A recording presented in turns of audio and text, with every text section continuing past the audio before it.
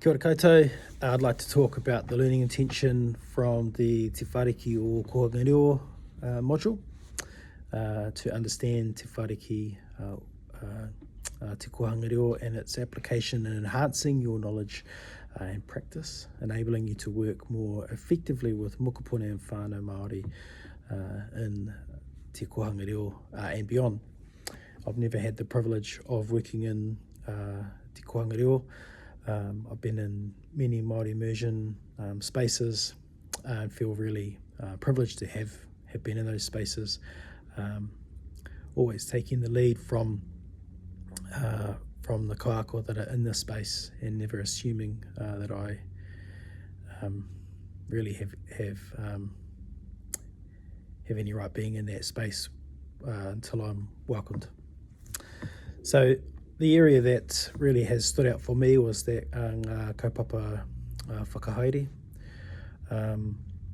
and I guess those principles are where we are uplifting and ensuring the safekeeping of kaupapa Māori within our practice. Okay, so when we think about whakamana, so empowerment in action, so that's affirming mokopuna in their identity as Māori, their te reo, their whakapapa, their mana, recognising and uplifting that, and I think we're coming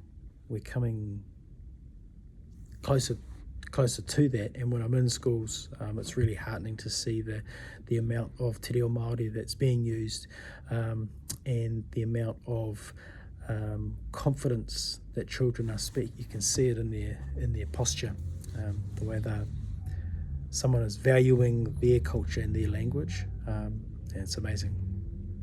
And that's about creating a safe space for tamariki to be encouraged to take risks and express themselves authentically.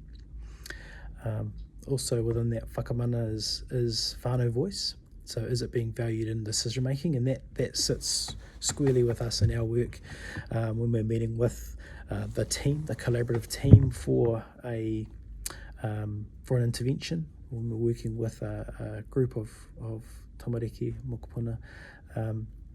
Have we got that whānau voice? Do we know who the whānau are? Are they invested in this process with us? And I guess the way that happens is through respectful conversations and making sure that they know that we're working with, we're not working, we're not sort of doing to, we're working alongside to find some solutions or to adapt some practice in order to meet the needs of the mokopuna. Ko tahitanga, so that's that holistic development. So I absolutely love that and encourage that, and that's around that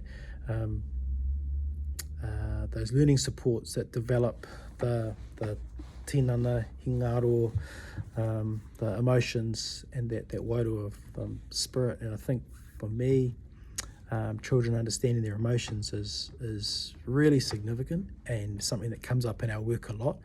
So I'm always mindful of not just how people are feeling, but how their internal emotions are outworked.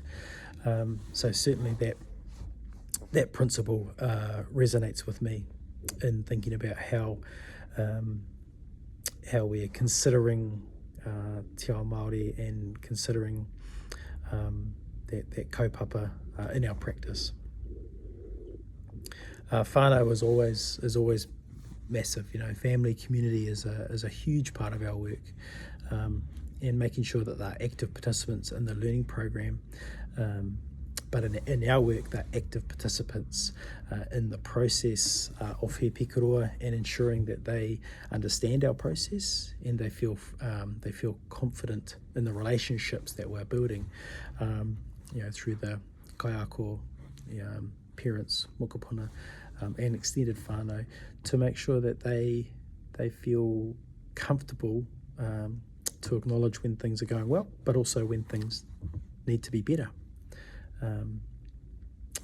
That certainly the action of that principle around whānau has really resonated with me as well. And so relationships, so ngā o ngā honongo, sorry, that's, it can't be understated. It's that strong reciprocal relationship between the kaiako and the mokopuna is prioritised. You know, kaiako know the strengths of the children. They know the strengths and their needs, and also their whakapapa, and being intentional about fostering that trust and that belonging and that aroha is massive. And so for us, when we come to a new case, we're observing the space, we're observing the relationships, and we're mindful of the importance of relationship. And so for me, that's certainly resonated as being a really powerful principle. And I've really enjoyed this module, and I look forward to learning more about Kōhanga Reo. I knew a little about Te Whāriki. My wife's an early childhood teacher, but I didn't actually realise the connection between Te Whāriki and Kōhanga Reo, and those two documents that are not